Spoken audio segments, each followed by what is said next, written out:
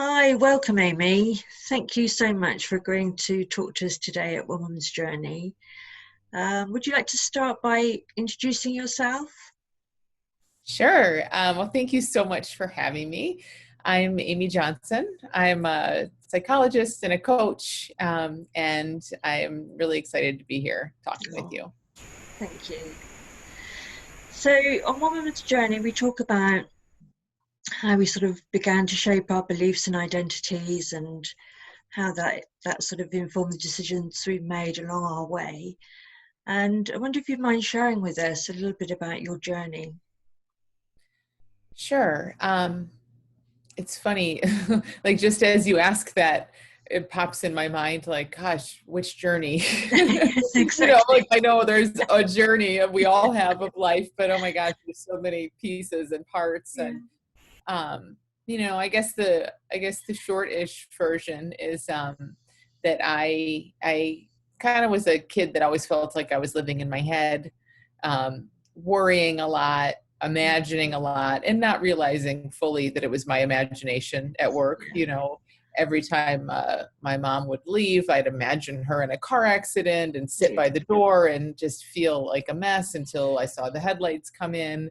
Um, like all kinds of things like that, just a lot of Mhm. worrying and thinking from a very young age. And my escape was always also into my head. So I would write stories and fantasize about what it would be like to be an adult and not have all this thinking. Yeah. And, just a lot of that. And it showed up in a lot of ways. I, from an early age, would have panic attacks, didn't know what they were, but, just felt a lot of physical anxiety, had twitches and just all kinds of other things. And that really continued and it took on different shapes and different forms into my early 30s. So it was anxiety related.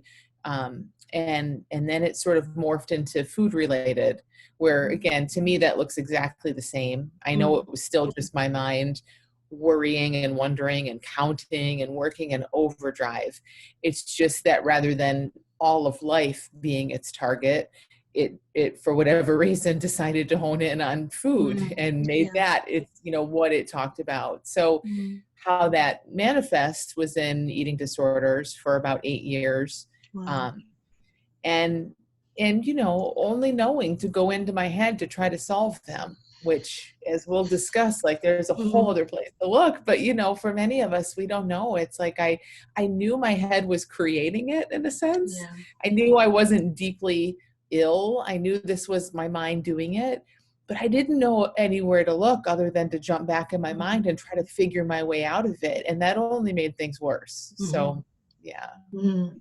It's interesting, isn't it, that we we can see that there's a problem, and the way we think to is to solve that problem is to go back into our heads and really work hard, really focus on trying to work out what we need to do about it, what we need to change, or what we need to achieve to find a solution to that problem that we're living with. But Mhm. actually, we often find uh, not only can we not work it out, but the solution isn't living there. Right, Yeah. right. And the more we think and push and try to work it out, it's almost like the more complicated it gets. Yeah. Yeah, yeah.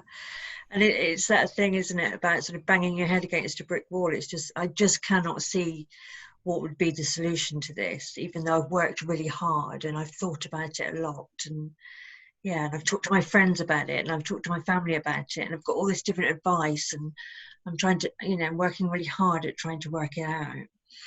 So how did things progress with you? Did you start to see that the solution wasn't in your head, or how did you begin to see a way forward with the eating disorder?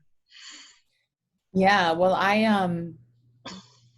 I was helping people while I had this issue. So I was trained as a psychologist, working as a coach. I was trained as a coach as well, working more as a coach, um, helping people, but not as much as I wanted to, and still struggling myself. So I was always looking for a Mm. different way. I knew there was a different way. There had to be.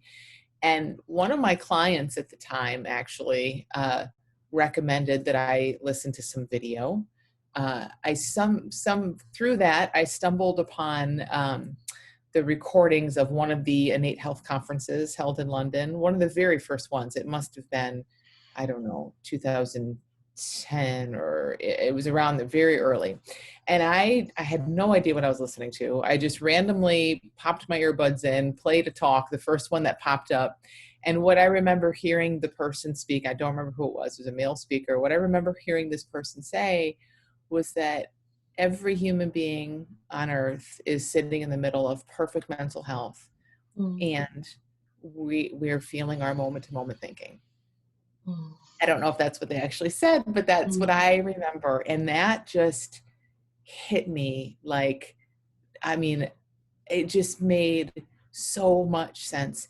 And it went against everything I had spent my whole life, learning and studying and all of that. But it didn't matter. It didn't matter. Part of me was a little bit like, what about this? What about that? But 99% of me was so impacted by that. I could almost see it visually. Like, yes, we're all well. We have everything we need, and we just have thought popping up. And when we believe it, of course, we feel lost and broken and anxious and all of that. But what if we didn't believe it? And so that was the beginning of a giant unraveling. I listened to the whole rest of the conference, every conference after, for a few years. And just went on a giant expedition to kind of see as much about that as I could. So did you see for the first time perhaps a separation between what's happening in your thinking, in your mind, and actual reality maybe? Is that what you're saying? I think so. It's I don't know that I would have said it that way then, but now as we talk about it, I think so. I think it was the first time it really occurred to me that, I knew my thoughts weren't all true. I knew I wasn't my thoughts. I knew that on some level, but it was the first time it really occurred to me, like, oh no, there's a huge me in here and she's okay. And then there's this constant flood of thinking. And what you just said is perfect. And there's a separation, that's one thing and I'm a different thing. And that started to kind of tease things apart. So how did that sort of unravel for you? How did it expand for you? Yeah, it's remarkable because, after 8 years of trying everything to break my habit, everything started to look different from there. And I want to say it was within, months, 3 months or so, I was completely done binging and purging. And not from any effort. I remember early on, it just, I would notice my mind going to those same places that it had always gone, putting those suggestions out. And it just looked a little different. I just had that space and it was like, oh, that's just thought showing back up.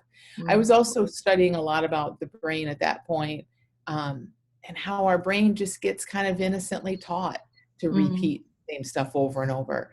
So there was this beautiful little bubble I was living in where I was still mentally, psychologically, I was full on in what you might call an eating disorder. But behaviorally, I was able to kind of notice all these thoughts come up and see them and even feel them, but I had enough suspicion to where I was like, I don't think I need to do that. It was really such a thrill. And sometimes I did do it, it didn't completely go away overnight, but I mean, it drastically reduced. And then that gave me so much excitement, like, ooh, this isn't going to last forever. Like I thought it was, it'll just a matter of time and this is going to be gone. What I love what you say there is about you describing as even the smallest space between your thoughts and you. And that was enough of a small space for you to begin to question, hang on, I can see something different here. Something's beginning to shift. And there's a space between what we think about ourselves and actually what reality is and what's true, for us really in terms of innate health and well-being. So in terms of, we often refer to the understanding or the inside out understanding or the principles. For people new to this way, how would you describe it for you, do you think?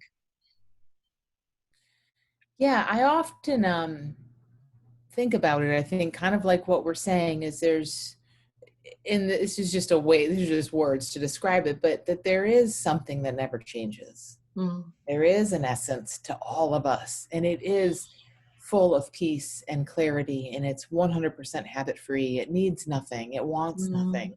That's who we are. That's our kind of home base. And then on top of that, we feel and and think and do all kinds of stuff, all kinds of stuff. But that's what's always changing. You know, Yeah. there's what's never changing and what's always changing. Mm. And I love thinking about it that way because, you know, it becomes really clear that when we're focused on what's always changing, just to even talk about it like that, we can feel how exhausting that would be. Yes. Yes. It's like you're on this merry-go-round of life, right? And you're pulled around and you're dizzy because you're looking at something that's always moving. Yeah. And you can also feel how grounding it is to look towards something that never moves, to know that is there. It's almost like a parent's unconditional love or anyone's unconditional love. It's like, oh, okay, I can be bad, I can do the wrong thing, but I have this to rest in. And that's almost what this understanding, to me, kind of does for us, is it gives us something to ground ourselves in, so that life is always going to change and move through us, but we just have a different relationship with it. Yeah, and that grounding, I think that represents the security that a lot of us are looking for in our lives. We're looking for something certain. We're looking for something that, as you say, keeps still for a second. And we misunderstand, and we think that will come from controlling and controlling our behaviors, or improving this or improving that, or gaining this job or this house or this relationship. And those things outside ourselves, we mistakenly believe perhaps at times that they will give us the safety and security. But actually, as you described, this understanding is very much grounded in the never changing, the grounding and the safety and the security, and what we're made of is always there. It's always there. And certainly to me, that's been of huge comfort. Yeah, it is a huge comfort. And I think you're right. We're that sense of groundedness and stability, we're always looking for it. We just have been looking in the wrong place. You know. Yes. So what a relief to see that, oh, it's there beyond all the searching. The more we're searching, the more it's okay. We're human, we search, but we're just in the wrong direction. The more we stop searching and we settle, we relax into exactly what we're looking for. Yeah. So what we've been looking for outside of ourselves has always been there, but it's been either hidden, or we haven't been able to see it or understand it, or it hasn't been, like we said earlier, it's not the first port of call in trying to find a solution. That tends to be really within the mind and the thinking and trying to work it out, doesn't it? Yeah. But in terms of once you came across this understanding and the initial sort of finding that space between thoughts and you, and who you thought you were and what you thought you were, and then as time went on, what would you say was the impact of sort of longer term understanding for you, really? I mean, it's such a hard question to answer because it's everything. And also I have a sense of, I don't even know. Do you know, like, you know, I can remember that I was always kind of in my head and worried, not always, but often, that I lived in that place a lot more. And I've been around this understanding for 10 or 11 years now. And it's like, that's a distant memory. So in some ways I have this sense of, yeah, man, things feel so different than they did 12, 13 years ago. At the same time, I think because we're so resilient and adaptive, we also just sort of forget and we take for granted in a positive way, in a sense. We adapt to our new normal. But I will say, you know, I mean, I just feel like just so blessed for everyone. I know everyone who's come across this feels the same way. Like Mm.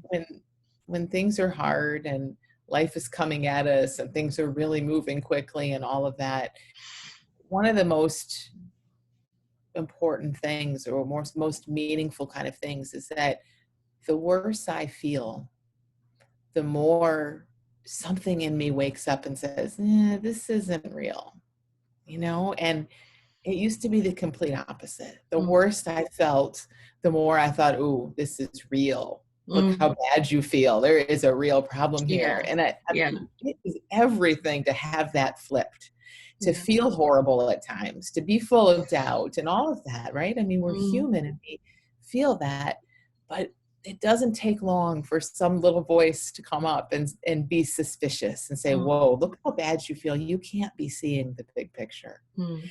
And it doesn't mean it instantly goes away, but it Mm. starts to snowball in the opposite direction. Rather Mm. than, oh, this is real, and everything gets worse, it starts to unravel. Mm. So it sounds like the more you came to understand, the more really that you became more attuned to your feelings, perhaps, and those feelings can act as a sort of a little flag, which might inform us that actually we're starting to believe quite a story in our heads about what's happening in the world, or what's happening to us, or what we think about ourselves. And actually, it's like, hang on, just have a look at that a second. Just take a step back and see what you're creating there, because that's what we're doing, isn't it? We're creating our own realities in the moment, really, from moment to moment. Yeah, the thought is appearing through us, and we're staring at that and kind of missing the bigger picture. And I love that, like what you said, that our feelings show us that. And when you think about it, it makes so much sense, because when we don't feel well, what do we feel? We feel tight, we feel constricted, we feel limited. And that's exactly what our mind is creating. It's like we're born into this expansiveness where, I mean, anything and everything is there. And then our mind, thankfully, we need it in some ways to do this, but it limits and it filters out and it picks and chooses. And so it's really, really pretty amazing. If you think about it, the tighter we feel, that's just a complete mirror for what's happening in our heads, that we're taking a little shred of a little tiny possibility in life and thinking that's all there is. Yeah. And that it's 100% true, and it means this, and this is going to happen, or it means this and this about me as a person, or and start spiraling down the rabbit hole with all of that stuff, really. Yeah. And I was also interested in what you were saying about, we're human, and this understanding is very much about seeing that it's normal and natural to go in and out of where we are and what we see, and being more aware, perhaps, at times than other times, and other times still getting caught up in the stories that we're sort of telling in our heads, and all that sort of being normal, and this sort of the infinite, really, of the up and downs. And I guess that still happens for you, does it? Yeah. Yeah. I mean, in some ways, even more so. Isn't that interesting? Right. The range of feelings is even bigger, because I think before I was so afraid of certain feelings, I would just try to keep myself in a nice narrow range. Not that I was successful at that, but I would certainly try.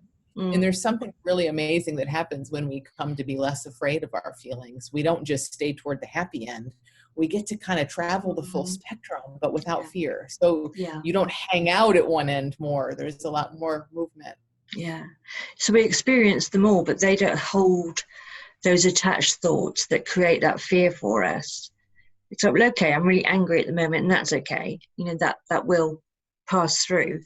And it's natural and it's human to be angry or sad, or any of the spectrum, as you say. Yeah. So where is that taking you to today, Omi, in terms of your work and your practice now? Yeah, so today I help people with habits, anxiety, all kinds of habits, all kinds of issues, not just what I had, but the beauty in this understanding is to see that they're really all the same. You Mm, know, they present in different ways, they mm, manifest in the world in different ways, but to really see what's beneath all of them is just amazing. And so mm, um, so that's what I do. I have an online school that I run twice a year where I help people who are struggling with things like that and help them mm. wake up to this understanding. Um, and yeah, it's Yeah, incredible. I love it. yeah. And would you say, because I've worked with people with addictions in the past as well, and certainly what I picked up on is there seems not only to be the issue, but also perhaps the additional shame of not being able to control their behaviour or their addictions. Do you find that in terms of what people come to you with, that there's that sort of additional shame, or do you think that's improving now? No, I think there's a ton of it, and I think Mm, that's one of the I think one of the best things about this way of looking at habits and yeah. addictions is that they're just not personal, you know. Mm, And that was one of the huge insights I saw too, and what I was sharing when I saw, oh, thought arises, and I'm me, and this is moving through. mm, Oh, that means I'm not caught up in this habit because I'm weak and yeah. flawed and sick and all of this stuff. It's just that's what's showing up and coming to life. And I don't know better. And that's all I Yeah. knew to look at. And so I Okay. love that for people. Yeah. That is a huge thing that changes as we start to see the shame goes away and the Mm, personalness of it mm. loosens up a bit. And that allows us to see so much more about what's really happening. Yeah, definitely. And certainly my experience of addictions and is, we're only ever doing the best we can to try and find a solution. And it seems like a good idea, and it seems like it's helping, and it seems like it's going to make things better. And that's all it is. People trying to find a way to make themselves feel better or be better, um, create a better persona, perhaps, or through all those thoughts and things. So it's fascinating. I could talk to you for a long time, Amy, I'm sure. But I'm watching the clock, and yeah, we're coming to the end of our time. So if people want to contact you and know more about you and the Little School of Big Change, where's the best place for them to find you? My main website is dramyjohnson.com, which is dramyjohnson.com. And yeah, I have a podcast and they can see more about the school and my books and all kinds of stuff there. Yeah, wow. Amy, thank you so much. I really appreciate your time today and sharing with us, and I'm sure all the people listening will too. Thank you. Thanks for joining us. Thank you so much for having me.